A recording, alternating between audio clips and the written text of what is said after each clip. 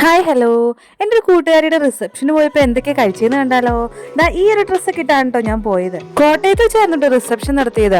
ഏകദേശം 1 മണിക്കൂറത്തെ യാത്ര ഉണ്ടായിരുന്നു ഇവിടുന്ന്.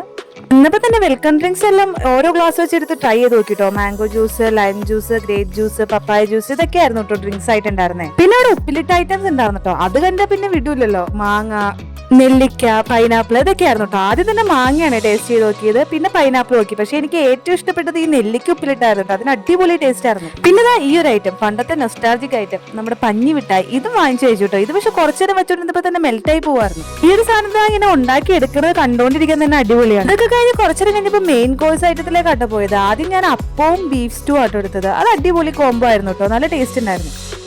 എറണാകുളത്തെ ഫുഡ് ഐറ്റംസ് കമ്പയർ വെച്ച് നോക്കുമ്പോൾ കോട്ടയത്ത് ഭയങ്കര വ്യത്യാസമുണ്ട് കേട്ടോ ഫുഡ് ഐറ്റത്തിന്റെ ടേസ്റ്റിനെല്ലാം.